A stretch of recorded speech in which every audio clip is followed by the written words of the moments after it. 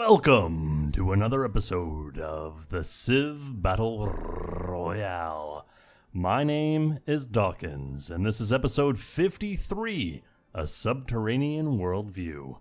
Underneath the water, a man looks on to a world broken by endless war, nuclear hellfire, forbidden knowledge, and a boatload of hovertanks.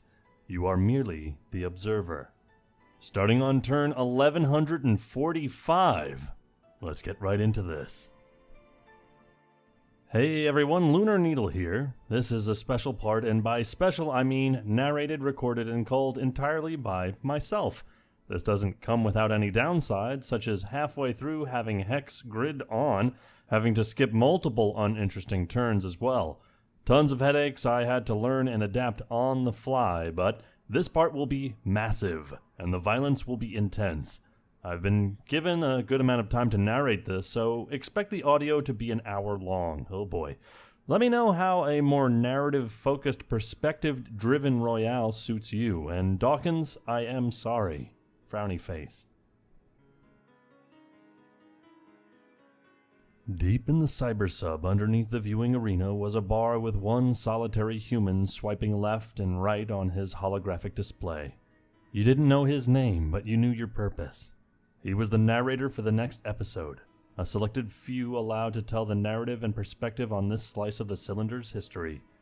As you made your way into the bar, he spun you a seat, looking over to an image on the holotape with an amusing grin. You finally made it, huh? Sit down and look at this. It's amazing how perspectives can change, isn't it? That last peace deal was heartbreaking for those who put support behind Hiawatha. It went from 0 to hero and back to 0. The man took a sharp drink of a yellow beverage, reacting in shock to the high alcoholic content before taking another long drink. You got yourself a seat next to him, looking towards the holotape with interest. Before we start, let's get on the same page. Look, this is the map that the people know. Notice the large Kazakh holdings in America and the surprisingly split territory between the Moors and Zimbabwe, with obviously the Moors having a tactical edge?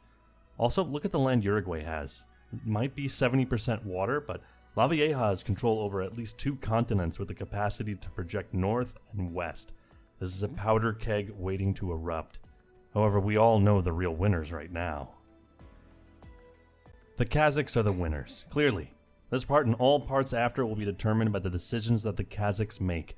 The world is waiting for your response, Oblate Khan. What, you think Zimbabwe will win? Sit down, kid. I'll order you a drink. Waiter!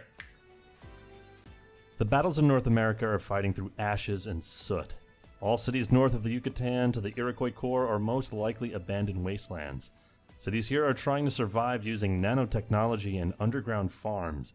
The only standing structures in these cities are the large flagpoles with bullet-ridden flags. Hiawatha and La Vieja are most likely facing riots in their core, and the demand of a regime change might be the only thing fueling these powers to grind and grind away. The Moorish cities alongside the coast are definitely a thorn in the side of Uruguay. I'm not talking yields, as only Valencia has considerable lands and resources worth taking. The message of letting a rival civilization own from the tip of South America up to former Haitian lands must be insulting, though. They were once the lands La Vieja took pride in yanking away from Haiti, even when the Quicoros stood against all oppressors. If I'm a betting man, which I am, the war in America is likely the only reason someone hasn't taken an attempt to assassinate the Uruguayan supreme leader. I imagine it falls like rain. No, not acid rain, but hovertanks rising up and down in a show of force against the country of Zimbabwe that was forced to sign an open borders treaty. Yes, even in a world this messed up, shows of force and bravado are still important. I imagine Matota's political future must be on the edge. Everyone, not Kazakhstan, must be having a difficult political life. See, being a failing totalitarian state has many downsides. In a world where people don't vote, they riot. And when they riot, eventually you'll find yourself dead. Sure, being one of the immortals like myself guarantees a new you will rule the empire by next turn. It's just a turn where the people can lead, and sometimes these people decide letting Madagascar in their empire is ideal. But I'll cross that bridge later. Wait, is that a chin trebuchet? Oh, bugger. I'm ordering another drink. That is the spot. Where was I? Oh yeah. This scene is the same old. Iroquois got useless cities. Sure, having two natural wonders is kind of nice, but those tiles are weaker than most future era improvements. Like, oh, Hiawatha. No one wants to live there after the stuff you and Lavalleja did anyway. I somehow knew these kids would be in the final two in the Americas. They never got along. It seems that even childhood rivalries can play on the big screen. Kazakh's armies are consistently large, but notice the odd cutoff with those naval units hovering over water. I don't know those specifics, but the Grand Leaders are apprehensive to move any unit over water, even if it retains its combat stats. I imagine that will change as they're forced to move their units into water. Regardless, that won't matter soon, considering... Wait, I'm telling you too much. Next scene. Collapsed, just like I predicted. And it seems the deeper south you go, the more the armor gets thicker and more powerful. I wonder if Uruguay is just willingly playing with its food. Damn childish rivalries die hard, don't they? Speaking of rivalries, the Caribbean, Moorish, and American Kazakh cities in this show have more population than any non-core city in the scene. I wonder if the people hiding under soot and shells want to be kept under the protection of Ablay Khan's Emerald Throne. What makes Zimbabwe weak is not what they provide, but what they lack. They have air power strong enough to turn every war into a slog, but who do they fight? Moors are just as well defended, and this air force will have limited impact in the emptier Uruguayan core. The only thing they could probably take is a few coastal cities and Madagascar proper, but even that feels like it'll just spell the end of Matota. I expect, honestly, that Moors and Kazakhs will divide Zimbabwe's holdings. Such is the life of a regional power against mega empires, I suppose. Lavalleja called the Paper Tiger's bluff and opted to strike against the Moors. It's honestly smart of him. Maybe he could pull out of America until he's willing to invest actual resources. The Uruguayan city of Comania and Carmelo is proof that even Uruguay considers the advantages of a modern air force. I wonder if they even have the resources to manifest a large army.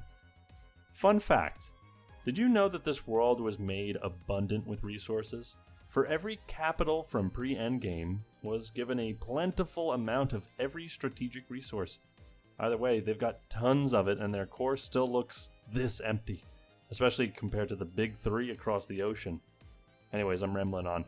Let's go to the next scene. Wait, that icon looks different. Over 100,000 men just evaporated as war was declared with Kazakhs, the obvious aggressor. No flips yet, but the thinning on the front is concerning. An air force is the key. Look at how much the Moors have. Meanwhile, aside from the vulnerable city of Snase, not many units cross into the self-imposed demilitarized zone. Wait a minute. I knew a time like this would come, but I wasn't expecting it to be now. The AI, in its wisdom, has learned how to use its air force for something other than city bombing. Indeed, men in city-dwarfing hovertanks are the new target for the air power of the Moors. The age of carpet bombing is upon us. Like a paper tiger, the concept of the Moorish New World colonies evaporates like gunpowder, leaving behind pillaged citadels and low-population cities. But all is not too painful, as all cities here only flipped once. The Moors will not feel such a loss as to commit a navy to this war at all. The morale gain for Uruguayan troops, however, must be felt. I wonder if they'll actually carp it up before it's too late. The DMZ has stretched a few tiles back in both directions. The man who had done little but already experienced looks towards you with a concerned expression, his face agape. This is not good. Look at all those units missing on the Kazakh side. I can't believe they've done it. Madagascar. Do you know what you did when you traded Babylonian secrets? I thought it was odd when you didn't come to the second season inauguration, but you traded secrets to the AI? He seemed angered, but focused his eyes back on the slideshow on the hologram. Moors have gained the knowledge of the power of air and have begun bombing the entire core of the Kazakhs. Nebuchadnezzar discovered such tactics aeons ago. That's why we're in the submarine. These walls are a testament to that. I can't believe it. Is this a sick joke? Zooming in on the slideshow, the unknown narrator looked over to you, dusting off his suit. His eyes seemed readied on you, watching your motions. You knew you were being judged, as if his gaze was testing your loyalty to not leak this out. One wrong move, and it was likely someone would be knocking on your door for the last time. You just had to close your mind and focus. Focus on the game. America has, well, we've seen this picture before, but look at the absolute absence of anything but air power in this scene. It seems that Iroquois are gaining on Uruguay due to the distraction of the newly awakened Moors. I wonder what Madagascar gained in exchange for such knowledge. Was killing the Kazakhs worth it? The Moors aren't good at diplomacy. Maybe the information got out that they are grinding down the Kazakhs, and everyone, even Zimbabwe, are fighting to prevent it. They're pushing through the flatland Baltics with great speed. Unless the Kazakhs relocate their planes to the east, it might be too late. Right? No. I'm over-exaggerating. The gaps in the Zimbabwe army aren't due to a lack of units. Those were all Kazakh units mere moments ago. I analyzed the beginning of the part. America was mostly full and India was stuffed with units. You can even see a few dinosaurs. What happened? Could the Moorish Middle East be bombing India clean of any Kazakh units that could risk the former Palmyran land? It seems like a cycle. Iroquois pushes back, captures cities, loses all their units, collapses back into their core. Uruguay loses all their units. Repeat. It's not fun or exciting. The power rankers downstairs must be ripping their hair out right now. Oh yeah, this part is a leak. I must have forgotten. The more the narrator spoke, the less and less sure you knew exactly where he sat in the hierarchy of Babylon. He knew things that you could only loosely grasp. You couldn't leave even if you wanted to at that point. You knew too much. Striking while the iron is hot is the new norm, it seems. I can't believe they even thought they could. Zimbabwe, you cannot surpass them anymore. Of course, I'd like to be wrong. These are AIs we're talking about. Even some weak civilizations like Madagascar find ways to impress before, selling themselves to the devil. Maybe this is Zimbabwe's game to lose. Let's just flip to the next scene. Okay, I admit, that's impressive. Look at how quick they hit the Mediterranean. The army in most games seems balanced. There's not much in the way of an air force to mess with, so this is a pure battle. This seems likely to go Zimbabwe's way, although that's only because the world's biggest empire is the target of their planes. Can Zimbabwe hold, though? Well, the Middle East seems to be collapsing, but only due to the Kazakhs' persistence to move through Zimbabwean territory, blocking most common capture points.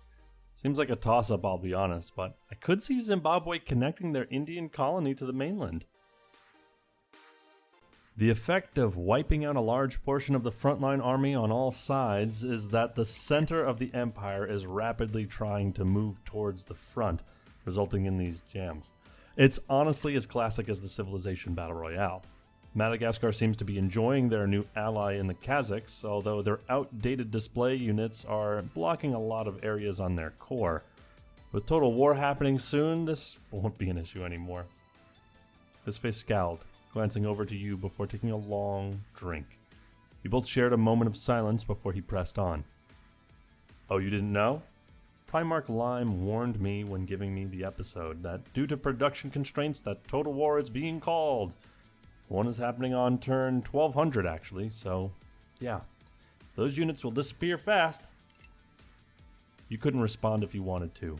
The world was wrapped in war already. Pushing it to the end wouldn't hurt too much, right?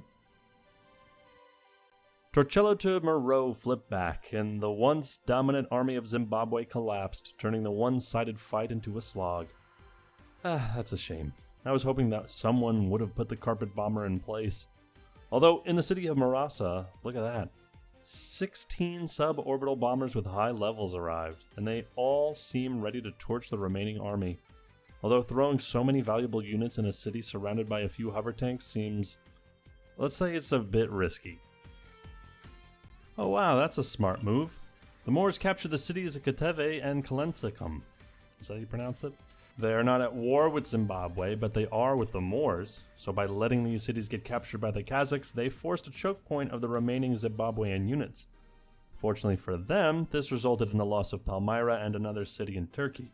It seems likely that Zimbabwe might be able to capture cities in Moorish proper. Are they actually going to conquer them? Impossible. Uruguay pulls a cheeky capture, and considering the overall empty Iberia, it might stand for a few turns. Uruguay is destined to stab the Moors before they get too crazy. Maybe I'm judging it all wrong though. Look at that core and what's missing. No units, but tons of civilians. They're using their core properly and fighting a good fight, but with Zimbabwe still holding a frontline city and pushing up to Europe, maybe I panicked for no good reason. Look, the Kazakhs are collapsing the Moors from all sides. There's no way they can keep up. Scandinavia is completely covered in air power, but it seems that their core is defenseless. Let's put a pin in that massive northern Kazakh army. And with that, it's pretty much guaranteed to be a Zimbabwe Africa. This is amazing. Their combined power is pushing down and grinding the core of the Moors, and they don't seem to be able to resist the combined attack coming from all sides. He almost seemed happy to watch the Moors fall. His smile was out and proud. Since you entered the empty bar, you've seen nothing but serious looks on his face. The man glances at you and immediately stiffens up, nervously rubbing his cheeks. Oh, I got money on the Kazakhs winning it all.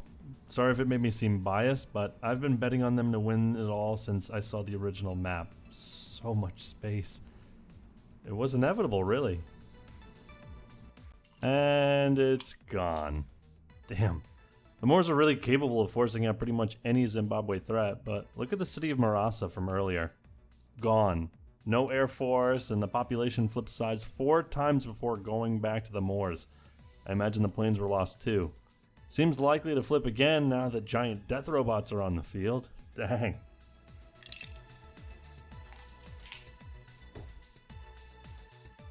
Not many turns have passed, but all cities up here got bombed down to the yellow, and the Kazakh units are trying to push into Finland with little to no success. Meanwhile, the front line south of Snasa is either devoid entirely of units or burning from air power. It seems like the Moorish opportunity to use the knowledge of Babylon was thwarted the same way the best of battles were thwarted before Endgame. Peacekeepers. Also, Zimbabwe controls Berlin now, which is a sentence I never thought I would say when I took this job years ago. In the north, it's a different story. It seems in the peace deal, the Kazakhs gained a few empty Greenland cities from the Iroquois, but now that those are spawning dinosaurs, I don't think it's likely to be empty for too long. Meanwhile, a large unused navy seems to be floating between that northern city and the former Manx core with no targets. These units will be key in flipping any Scandinavian coastal cities, but are useless here. Also, hey, Uruguayan government change? That's cool, I guess. An army positioned between all possible targets, but out of range of all possible targets, is an army that might as well not exist. Sadly, Berlin being controlled by Zimbabwe ended. A new army with a mix of Hovertanks and dinos has materialized in the Russian Kazakh lands, but they seem to be on the defense. Perhaps they know what's coming. He seemed to be a lot happier. Unlike most people who cheer for the underdogs, he seemed to want the game to end more than anything. His points were cynical, and he seemed to be awaiting total war with eager anticipation. At least, he's taken a liking to you. Despite controlling a small portion on the edge of Greenland, it seems like the Iroquois are prioritizing educating its citizens into active participants in the economy. There are over 35 citizens in the city of Asarananan, whatever it's called, while the remainder of the cities sit at 12 citizens altogether. Oh, and on Jarga Flip, though without much units to defend it, it seems Ablay Khan has more pressing matters to attend to. The African occupation of Palmyra ended in a miraculous push with a few Nexi and a few spare Navy units. That's the benefit of fighting with scraps. You take cities every single turn. However, you have little production and you end up flipping those cities into ruins. This late in the technology tree, you need an army to hold the city and push forward. Snipes won't get you too far. Although the Kazakhs might be able to gain something by capturing Antioch with that nearby Velociraptor, even if just for the memes. How does a Velociraptor even do that? Clever girl. Well, that just happened. This went from a one-sided Zimbabwe victory to something akin to a Moorish blitzkrieg. A few clusters of units are still attempting to strike Marasa, but with the sheer amount of units beginning to flood in, it doesn't seem like it's gonna last very long. It's likely these units will be encircled and defeated. It's a shame, but perhaps the distraction will be enough to... He frantically spread his fingers to look at the minimap. Wait, they lost the Baltics again?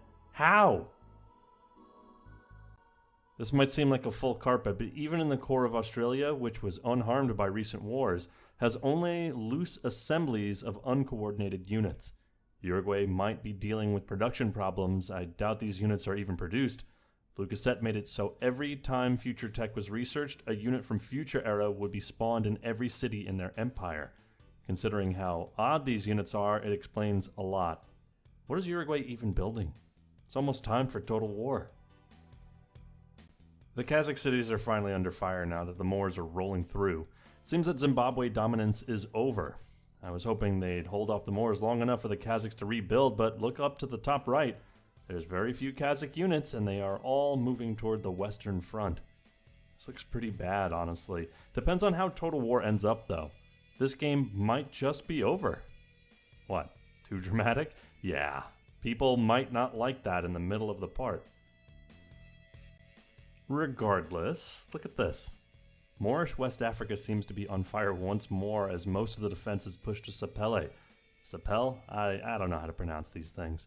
No planes overhead means that this is a pure battle.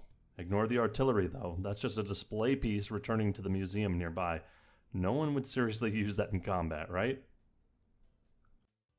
The front has begun to push, and fast, pushing Berlin and Arnheimer out of Zimbabwean hands and into the hands of the Moors. At this point, yeah, there's nothing left. Bombing raids from the Superior Air Force have been effective, but by the time Ablai Khan found out you can attack units, their entire front line got obliterated. You can see thicker piles of units near Turkestan, but is that next to their capital? Could the Kazakhs lose their capital? The narrator seemed bewildered, leaning back in the bar stool aimlessly as he looked to the ceiling, as if inspecting it for clues. For once, the man seemed totally human. He was just as lost as you. How are the Kazakhs losing? You still desired to scroll onward through the presentation, despite the narrator's apparent bewilderment, tapping over to a scene where, once more, Zimbabwe pulled an offensive to the Mediterranean. But you could see from the units that aside from slipping Moreau, that they might lose from the Western Front collapsing. The narrator finally came to his senses, looking to the screen before smiling a wicked grin. You know, kid, while the Kazakhs winning is ideal, I'll be honest. I just want to see the world end. Haven't you heard the news? The leaders are already preparing for their trip on the cylinder. A new world is approaching. I don't care if the Moors win or the Kazakhs win. I have much, much more important duties in the future. The silence filled the air as the narrator, with a crazed, tired expression, took an aggressive shot of what seemed to be whiskey with Kazakh script on the bottle. A rare delicacy to have a drink from the cylinder. You would have stopped to ask where he got the rare drink, but you didn't have time as he transitioned to the next scene. Zimbabwe could have been a contender. Nothing? You're too young for that. Their empire is absolutely beautiful, though. From Tongu to Maratha to Nubia to home. They accrued all their production deficiencies and science problems. It's no wonder they're behind. Sometimes you have to take a strike at the biggest, juiciest target to get a shot, just like prison. Right? Sometimes it's not about winning, but making others lose faster. 2 turns from Armageddon. And it's not looking good for the Kazakhs. They will lose America in a few turns, and now the rest of Europe seems to be at risk. At least the Kazakhs will be able to exact revenge on Madagascar, so they got that going for them. Could have sworn I saw this exact same image moments ago. Kazakhs seem to have resummoned its army to take the Iroquois core, but pieced out by the time the army could actually take something. Remember, due to the nature of the Kazakhs' American holdings, they have to fight from 2 directions and in range of many core Iroquois cities. It might all evaporate into nothing, or we could see the Iroquois lose their capital. My money's on the Kazakhs losing the continent, though. Surprisingly vacant here. I don't expect this front to explode too much, although by the time we spin our view here, I expect it to be a flip fest like Uruguay and the Iroquois. Could be wrong, and suddenly Iberia is Zimbabwean, though. That'd be fun. Oh hey look, a Haydn settler in international waters. Perhaps they were hoping the constant flipping of Las Piedras should or could result in the city being raised and for their settler to float in to settle the city. It's a bold move, but unfortunately this total war thing is not optional. I doubt any of these cityless units would survive more than 1 or 2 turns. It's sad, but we might have to give a soft F for many empires soon. Madagascan units seem to understand the inevitable and opted to lock arms, thinking they'll become stronger through the power of friendship. A Chin Knight offers his advice on how to position themselves. In more serious news, the army buildup actually seems to be on the Kazakhs' advantage. In the deep north, there's little units. Meanwhile, the Baltics seem to be carpeted by the defense-focused nanohive units around Snase, and all south seems to be in favor of the Moors. Wait, I think there's a scene for that. Ah, there. The Kazakhs seem to be pushing down here as both sides are dealing with heavy losses. Once more, the armies here seem to be unable to approach the heavily damaged cities. I wonder what it's like to live in Arnheimer. Actually, I don't. I prefer this bar. Okay, I was wrong in even doubting my original suspicion. The Moors are just going to send a shock troop of units to capture a swath of Zimbabwean cities, lose their army, rebuild a new one in their capital, and repeat until Zimbabwe is dead. Add in the very powerful air support from Marasa and Echo, and there's not much chance that Zimbabwe can win. This is likely a wash for Matota unless they get all of their cities to produce Hovertanks to slow them down, or rely on the aforementioned nanohive unit. They should just defend and hope that the Moors run out of units and collapse to the Kazakh horde. What? Prediction games are serious business in the group I'm in. A friend runs the thing, don't judge. We've seen this part of the world before, except this time the disparity is so obviously one-sided and the war is inevitable. How do I expect this to go? In one word, badly. I don't expect this part of the cylinder to remain Zimbabwean unless the Kazakhs and Uruguay bungle up badly. So, knowing AI competency, it's anyone's guess. Although, honestly, if they can make it over the ocean and hold off the Moorish advance, it's very possible that Uruguay can find some Zimbabwean colonies propped up along the coast. Do I think it'll happen? Honestly, looking at this map, maybe. Oh, I remember this. They were sending messages through low-distance communication and airing them out around the world. We were informing them of the incoming wars. They had like 5 years, so they were probably panicking around now. Explains why nothing happened. The narrator took a deep swig as he gazed over to you. He remembered he was a narrator selected for the final part. But now this man was saying he had a direct say in the induction of Total War. Just the thought made you realize his cavalier attitude he'd been giving you might just be for show. Who is this man? Finally, the good part. Okay, here we see a frontline confused. Madagascar has a good chance to actually scoop up the city here. Meanwhile, more soldiers begin to push closer and closer to the border, although losses near... Oh lord, I'm not pronouncing those cities. He loosely gestured upwards to the Scandinavian cities, clearing his throat. Losses near these cities are particularly light due to bombing from nearby Araborte. He seemed excited, like a blood rush of ecstasy filling his eyes. His speaking was more fevered and seemed to be beaming with excitement. One thing crossed your mind as he went to the next page. That was likely the last time you'd see the great Chin Knight. You'd press an F, but there's no keyboard around. Shame. Wait, oh yeah, this is the turn before the war. This is the turn.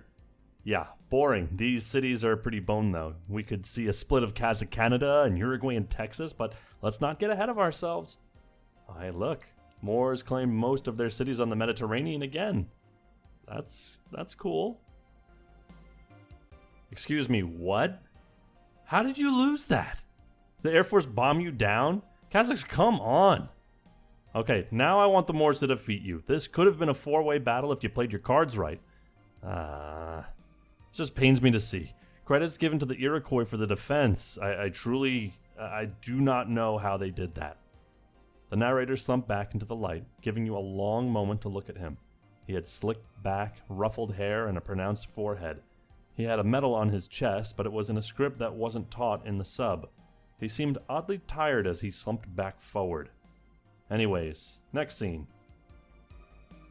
You know, after the first excited jump, I'm not doing another.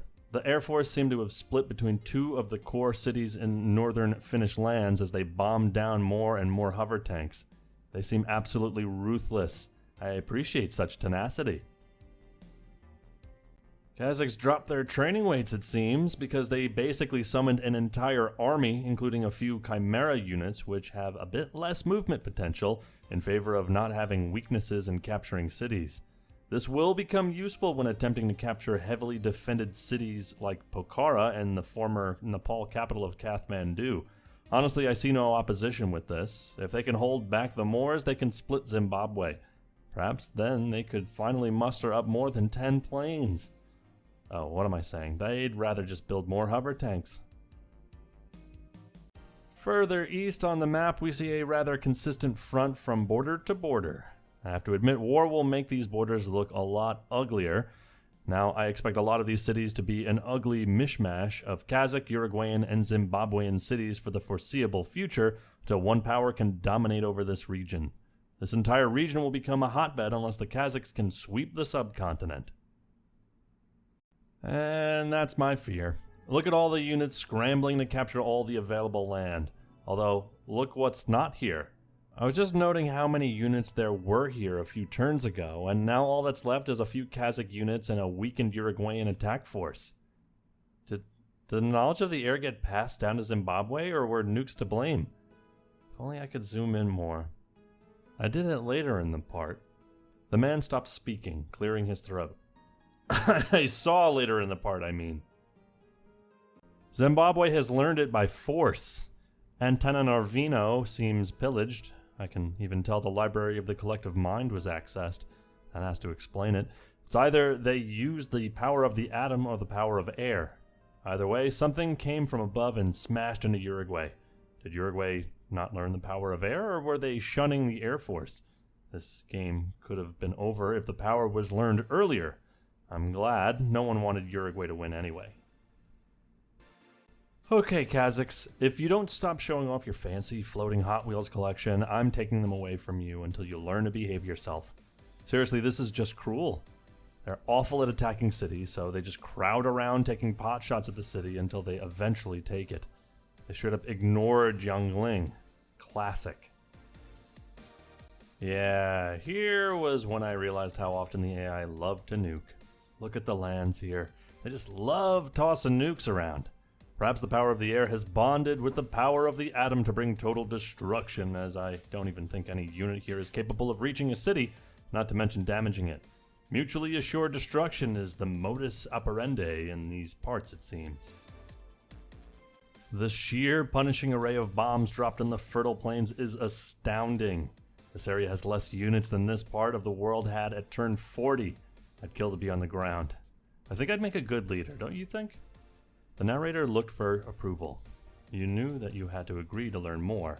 With a steady nod, you agreed, causing the man to laugh rather boisterously. Within seconds, he wiped his eyes, breathing rather sharply from such a short burst of laughter. I'm sorry, I'm glad to hear that from you. Listen, after this is done, how about we meet up like this tomorrow? You agreed, but before you could even nod your head, he tapped the hologram, causing the scene to change. I'm surprised they made it all the way to Tongu proper before running out. I was kind of joking when I said I expected them to make it to India.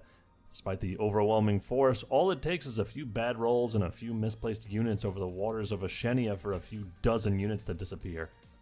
Although north, I can see some actual progress. The Kazakhs are likely to capture all of Indonesia before finally slowing down and focusing all of the effort on Zimbabwe. Maybe they'll use the generally flat terrain around Canton as a hop-off point to sweep from the east. Okay, alright, I know that's a stretch, but maybe. It's amazing how tenacious the Iroquois are. I know they're going against the whole ending the game earlier so the next season can start thing, but I have to sit back and appreciate how Iroquois managed to win with scraps against larger powers who don't have the knowledge to actually invade and capture their core. If Greenland was entirely Moorish, they could theoretically power drop into the Iroquois core and go on a capture spree, so valiantly Iroquois fights to make sure their homeland is safe. I wonder how long their scrappy good luck will last. Forever? Yeah, military chart. I remember that. Now officially the Kazakhs' military score is below Uruguay's, but remember that the Kazakhs are almost entirely melee units. Meanwhile, Uruguay has a garbage fleet on par with old Australia's famed garbage sheet fleet. Pretty sure they just constructed a whole army in the south. I guess the loss in the Americas was a lot harder felt than it seemed. Damn. How do you lose it to the Iroquois of all people? Speaking of, now to America. It seems like the Iroquois have only gained since the start of this part, from being pushed back to their core to now retaining all their former glory before losing it all in the peace deal to end all peace deals. They seem pretty thinly strapped though, with little but a few Nexi and a few stray units of every type. It seems they are coasting on their science bonus, awarding them a unit each 4 turns or so. Bold move, but is it wise? We got some detail of the nuclear hellscape near the Rocky Mountains, which seems to result in little to no damage over time to the nanohive and giant death robot patrolling. Something important to note here is that I think that peace can still be declared. Blue Cassette Team informed me that every 20 turns total war will be redeclared until there is a victor, increasing to every 100 turns by turn 1300. Seems aeons away, so let's just so the gigantic army just evaporated. I swear hovertank armies are just an illusion, because now Uruguay seems likely to take all of Japan with an air force stationed in Shikoku proper. Also off screen, I think that was Wuzhong that got nuked off the map. RIP. Civilizations aren't playing around anymore. It seems that the narrator's curse is real, and within a moment all of Tongu was turned to a jumble of Kazakh and Uruguayan units. I don't know entirely how it'll turn out. Perhaps there was a peace deal, but judging from the units bearing down on Allahabad, I doubt it. Elsewise, around the subcontinent, it seems all Kazakh units are on the immediate front line with no more support coming. They have more production and science than everyone else, so every single one of those cities will be producing tons of units very fast. It seems Ablai Khan ain't worried. Perhaps he's so confident that he can split up the continent with the troops he has. Well, whatever it is, it'll take more than armies of hovertanks when running into large air forces and more nukes coming by the turn. You should never really doubt Uruguay. As they make landfall in Zimbabwe, a bunch of units hold on and maintain the front. Seems unlikely anyone will make gains with the absolutely pathetic amount of units on all sides, but for all we know, we could be seeing Zimbabwe become a new front line. Keep a pushpin in that for the next episode. With not many troops left, the army hides over the Ural Mountains. Perhaps they're lost. Either way, Zimbabwe seems to have the only major force in the scene near the former Golden Horde capital location of Sazak. I doubt they're even here to capture, but their presence is kind of funny. It's possible that they already sued for peace with Kazakhstan. Well, all peace deals expire in 11 turns, so I think that force is better used more south. Oh, that's it. That's sad, spoke the narrator, finally leaning back into his seat as stats display on the screen. Uruguay passed the Kazakhs, which is disturbing. However, this confirmed the death of the Haida settler, the Chin Knight, and the Madagascan units. At this point, it's only 5 people fighting for domination. And you were there to watch, so that was nice. He seemed slumped over, almost defeated as he looked over to you. His eyes were bloodshot, and his smile was wide. In the distance, you heard multiple pairs of footsteps go down a nearby staircase into the bar. Well, kid, I'm sorry. About that arrangement, consider it expired. My time is over. He stood up and gazed at you one more time as a giant entered the bar. Standing at nearly 10 feet tall, with a long braided beard and shoulder-length frayed white and brown hair, walks in. Blue Cassette is asking your attendance, sir. This agreement was not optional. Do you understand the agreement you made with us? Was the non-stop begging to the community for you meaningless? His voice boomed. The robotic bartender lowered his head and moved to clean glasses on the far side of the table, letting you witness the majesty of the immortal. Nebuchadnezzar, I thought the arrangement was yesterday. Yeah, stammered the narrator before the curtain master. Nebi furrowed his brow, looking for an answer to which the stumbled narrator refused. With a dismissing shake of his head, he turned to you. His gaze was long and wise, steady and yet inviting. He knew why you were here. Hiding behind a human to not get detected. Simone Bolivar, you were meant to not resort to such tactics. I had to restart the original simulation because of you. You are to report for mind cleansing immediately. Talk to your administrative expert, Coyote, for immediate instructions. You feel a chill up your spine, reaching to stand up. You would reach out to say something only to find your mouth unable to move. Nebuchadnezzar leaned down and reached his hand to you. Thanks for your service. Production will begin thanks to you, Agent M. And with that ends our little radio drama. Thanks, Lunar. You've been great for writing this, you and your friends, I think. But my name is Dawkinzz. Again, if you liked my high school level acting, that's great. I appreciate it. Thanks for being here. It is the penultimate part. We have nearly reached the end.